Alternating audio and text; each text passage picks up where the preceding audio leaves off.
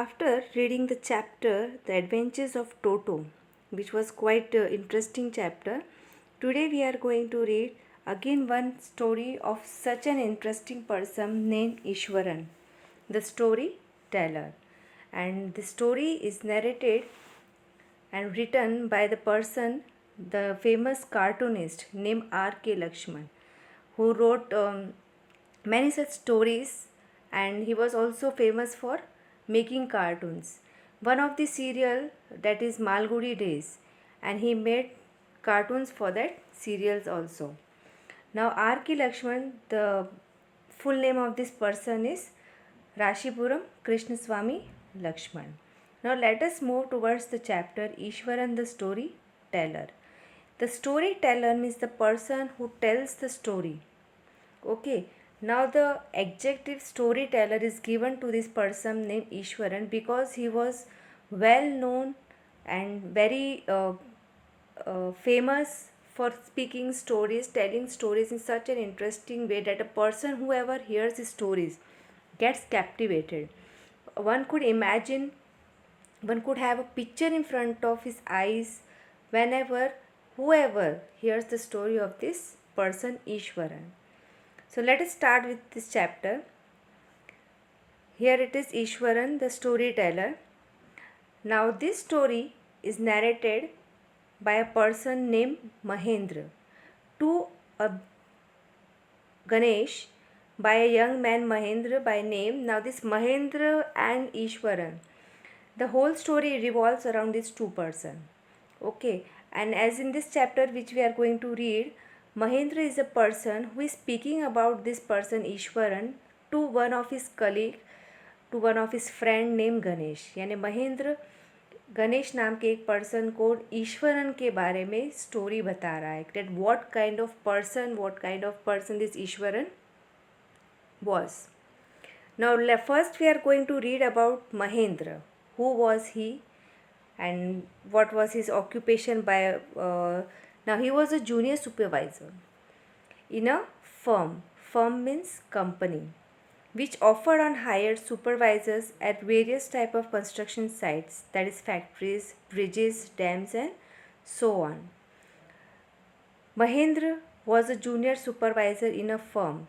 He was a supervisor in a company which offered such people, such supervisors to keep a watch at construction site. यानी जहाँ पर भी constructions होते हैं, चाहे वो फैक्ट्रीज हो, ब्रिजेस हो, डैम्स हो या इसके अलावा और भी कोई कंस्ट्रक्शन साइट्स, तो Mahendra's job was to keep an eye on the activities at the work site. तो इन कंस्ट्रक्शंस की जगहों पर यहाँ पर जो भी एक्टिविटीज़ होती है इन पर नज़र रखने के लिए, सुपरवाइज करने के लिए महेंद्र को लिया गया था. उसका ये जॉब था.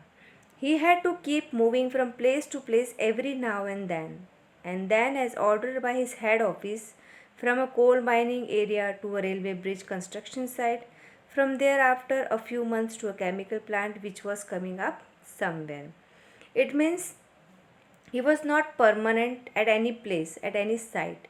यानी एक जगह का कंस्ट्रक्शन ख़त्म हुआ तो उसको दूसरी जगह शिफ्ट होना पड़ता था. मतलब जहाँ जहाँ पर भी कंस्ट्रक्शंस होते थे he was shifted or transfer to that place. So he had to move from one place to another every now and then. यानी हर थोड़े दिन में जगह चेंज होती रहती थी जैसे ही उसको हेड ऑफिस से ऑर्डर आते थे. जैसे कि फ़र्स्ट कोल माइनिंग एरिया में पहले था, वहाँ से उसको रेलवे ब्रिज कंस्ट्रक्शन साइट पर भेजा गया. वहाँ से काम पूरा होने के बाद उसको केमिकल प्लांट मतलब फैक्ट्री, तो केमिकल प्लांट के कंस्ट्रक्शन के लिए शिफ्ट किया जाता है, ट्रांसफ़र किया जाता है, जो रिसेंटली चल रहा होता है. Now Mahendra was a bachelor. He was a bachelor. His needs were simple and he was able to adjust himself to all kind of odd conditions, whether it was an ill-equipped circuit house or a makeshift canvas tent in the middle of a stone quarry. Now as he was a bachelor, unmarried person, so उसकी इतनी ज़्यादा ज़रूरतें नहीं थी. His needs were simple, कोई मौज शौक नहीं था और बहुत सिंपली वो रहता था. He was able to adjust himself to all kind of odd conditions. Here it means कि किसी भी तरह के ऑड कंडीशंस यानी जो भी प्रॉब्लमेटिक या उसके फेवर में नहीं होते थे, जहाँ वो कंफर्टेबल नहीं होता था, तो ऐसे कंडीशंस में भी वो अपने आप को एडजस्ट कर लेता था। अब इसमें चाहे इल इक्विप्ड सर्किट हाउस हो, इल इक्विप्ड का मतलब होता है जहाँ पर कोई फैसिलिटीज़ नहीं होना, और सर्किट हाउस का मतलब जहाँ पर एज अ रेंट पे रहना, गेस्ट हाउस। तो ऐसे गेस्ट हाउस जहाँ पर कोई फैसिलिटीज़ नहीं होती थी, तो वहाँ पर भी ये रह लेता था, अपने आप को एडजस्ट कर लेता था। और a make shift canvas tent in the middle of a stone query, या फिर कोई कैनवास के जो टेंट बनाए जाते हैं, ठीक है, और क्वेरी का मतलब होता है माइन, तो जहाँ पर स्टोन माइंस होते थे वहाँ पर अगर टेंट में भी उसको रहना पड़े तो वो अपने आप को एडजस्ट कर लेता था। But one asset he had was his cook, लेकिन एक एसेट, एसेट हम कह सकते हैं यहाँ पे एक पर्सन के लिए बोला गया है। एसेट मीन्स प्रॉपर्टी होती है, हमारी संपत्ति हम जिसको कह सकते हैं, और उसका सबसे बड़ा एसेट था उसका cook. He had was his cook name Eswaran. The cook was quite attached to Mahendra and followed him uncomplainingly wherever he was posted. The cook was quite attached to Mahendra and followed him uncomplainingly, मतलब ये कि cook जो था उस महेंद्र की life में उसकी बहुत इम्पोर्टेंस थी, और फॉलोड हिम अनकम्प्लेनिंगली मतलब बिना किसी शिकायत के, बिना कोई कंप्लेन के, वो जहाँ पर भी इसकी पोस्टिंग होती थी महेंद्र की, उसके साथ साथ उसको फॉलो करता था। He cooked for Mahendra, washed his clothes and chatted away with his master at night. It means उसके लिए खाना बनाना, उसके कपड़े धोना, और रात को जब वो साथ में बैठते हैं दोनों, तब उसके साथ बहुत सारी बातें करना। He could weave out endless stories and anecdotes on varied subjects. Now he had a one good quality, एक सबसे बड़ी क्वालिटी उसकी ये है कि वीव आउट का मतलब बुनना यानी बनाना, तो वो अपने मन से ऐसी ऐसी कहानियाँ बनाता है, और एनेक्डोट्स यानी छोटी छोटी कहानियाँ, और अलग अलग सब्जेक्ट्स पे, ओके, मतलब हर एक स्टोरी एक डिफरेंट टॉपिक के साथ वो प्रेजेंट करता था, कोई भी स्टोरी रिपीटेड नहीं। Eswaran also had an amazing capacity to produce vegetables and cooking ingredients seemingly out of nowhere in the middle of a desolate landscape with no shops visible for miles around. It means Eswaran has an amazing capacity, यानी एक हम surprising ability, एक power है उसमें ईश्वरन में, that ऐसी किसी भी जगह पर वो जाते थे तो he could produce vegetables and cooking ingredients. ऐसी जगहों पर जब भी महेंद्र का ट्रांसफ़र होता है जहाँ आसपास कोई शॉप्स नहीं होती थी, ना आसपास ज़्यादा मकान होते थे, बिल्कुल वीरान जगह होती थी, ऐसी जगहों पर जब इनको रहना पड़ता था तो ईश्वरन खुद वेजिटेबल्स प्रोड्यूस करता, और कुकिंग इंग्रेडिएंट्स यानी जो भी मसाले या जो भी चीज़ों की कुकिंग में ज़रूरत पड़ती थी वो खुद प्रोड्यूस करता था, मतलब उगाता था आसपास के घर के बाहर। और उसके बाद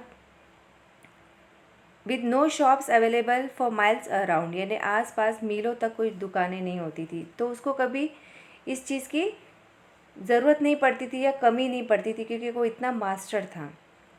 He would miraculously conjure up the most delicious dishes made with fresh vegetables within an hour of arriving at the zinc sheet shelter at the new workplace. Here it means he would miraculously conjure up. Miraculously मतलब जादुई तरीके से, okay, और conjure up मतलब जैसे कि प्रकट करना। तो वो इस तरह से उन इंग्रेडिएंट्स से खाना 1 घंटे में तैयार करता था, ऐसे लगता था जैसे उसने कोई जादू किया हो और वो खाना बन गया हो, और वो भी बहुत डिलीशियस डिशेज़ यानी बहुत टेस्टी खाना उन फ्रेश वेजिटेबल से वो बनाता था।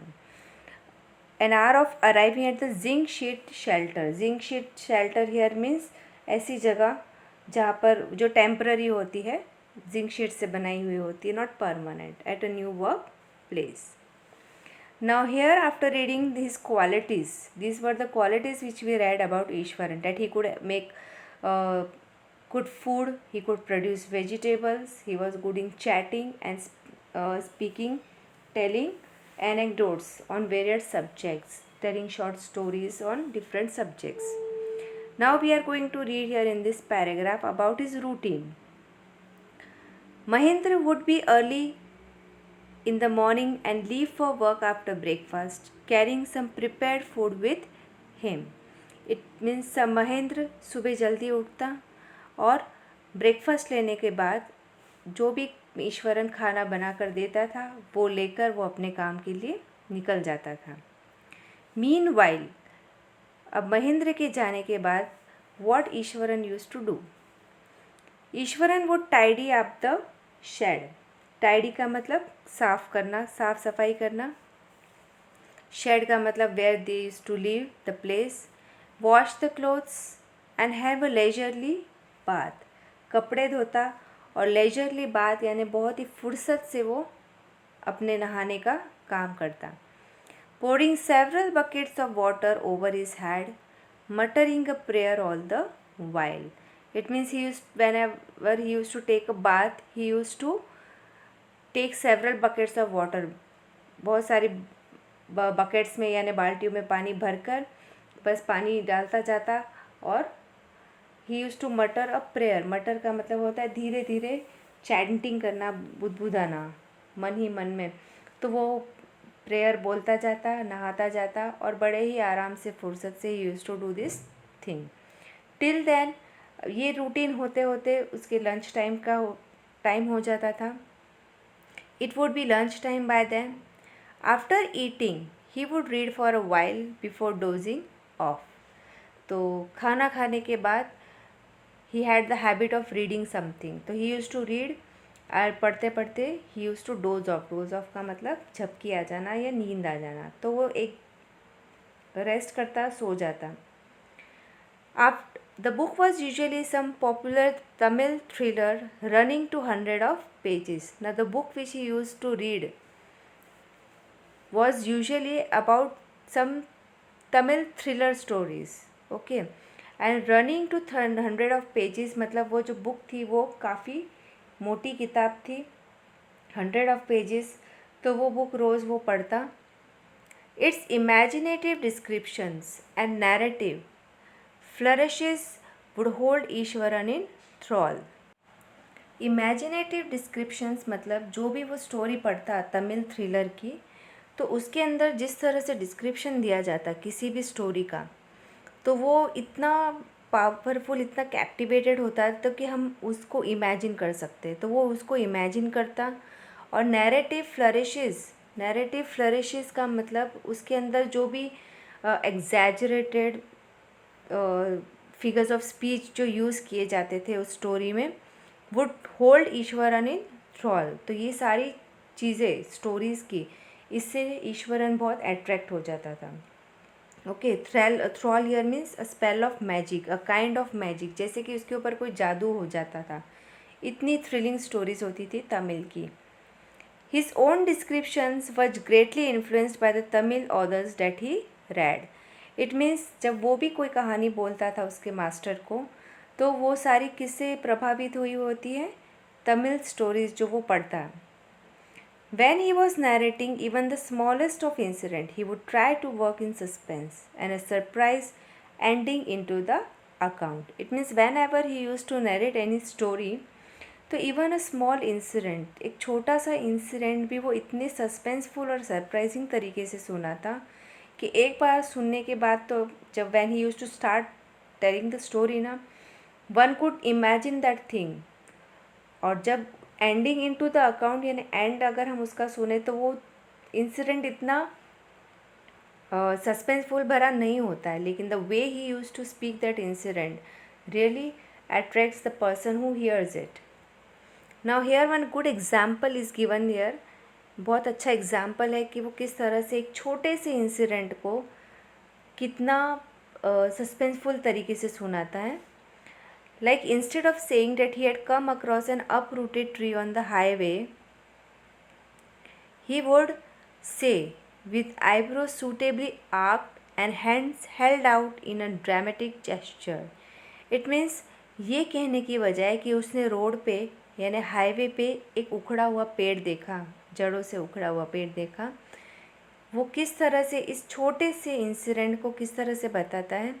पहले तो अपने आईब्रोज़ को ऊपर आर्क यानी बिल्कुल आईब्रोज़ के ऐसे एक्सप्रेशन देना आँखों से, और hands held out in a dramatic gesture मतलब पूरे एक्शन के साथ, ड्रामेटिक एक्शन के साथ, एक्सप्रेशन के साथ वो कहता है the road was deserted and I was all alone. मतलब द रोड बिल्कुल सुनसान था, सन्नाटा, और मैं बिल्कुल अकेला जा रहा था। Suddenly I spotted something that looked like an enormous bushy beast lying sprawl across the road. तभी मैंने देखा एक enormous मतलब huge, bushy यानी बालों वाला, और beast यानी जंगली, lying sprawl across the road तो मैंने एक बड़ा सा जंगली जानवर जैसा सड़क के ऊपर लेटा हुआ देखा। I was half inclined to turn, मैं डरा हुआ था। एक बार तो इच्छा नहीं हुई कि मैं पीछे मुड़ के देखूं, लेकिन फिर भी मैंने हिम्मत की। एंड आई गो बैक, मैं पीछे जाता हूँ। But as I came closer I saw that it was a fallen tree. लेकिन जैसे ही मैं उसके पास गया तो मैंने देखा वो तो एक पेड़ था, with its dry branches spread out, जिसकी ब्रांचेस फैली हुई थी और सूखी थी। Mahendra would stretch himself back in his canvas chair and listen to Iswaran's tales uncritically. Mahendra अपनी चेयर पे लंबे पैर करके लेट जाता और ईश्वरन की कहानियों को अनक्रिटिकली यानी बिना कोई क्रिटिकल नोट किए, बिना किसी जजमेंट के, बिना किसी डिस्टर्बेंस के चुपचाप ईश्वरन की कहानियों को बहुत ही इंटरेस्टिंग वे में सुनता। The place I come from is famous for timber. Ishwaran would begin. Now here again Ishwaran is beginning with a new story, and the beginning he is introducing to a place from where he belonged. He says he came from the place is famous for timber. वो जिस जगह को belong करता है वो जगह timber के लिए यानी टिम्बर एक वुड होता है, लकड़ी के लिए फेमस है। There is a richly wooded forest all around. The logs are hauled onto the lorries by elephants. So he says that there is a richly wooded forest all around. यानी बहुत सारे घने टिम्बर के जंगल है, बहुत बड़ा सा जंगल है जहाँ बहुत लंबा चौड़ा फॉरेस्ट है। The logs are hauled into the lorries. Logs का मतलब लकड़ी के जो बड़े बड़े तने होते हैं पेड़ के, बहुत बड़े बड़े। Are hold on to the lorries मतलब कि जो एलिफेंट्स इन लकड़ियों को, इन लॉग्स को अपने ट्रंक में होल्ड करके, लॉरीज यानी जो बड़े बड़े ट्रक्स होते हैं उनके अंदर उनको लादना, ठीक है। तो he use the logs are hold on to the lorries by elephants. Now here he is talking about the elephants. They are huge, well-fed beasts. So here they means elephants. Now what kind of elephants? They were well-fed beast. Well-fed यानी अच्छे खाते पीते, और beast का मतलब जंगली जैसे बड़े से, फिजिकली बहुत बड़े। When they turn wild, even the most experienced Mahavat is not able to control them.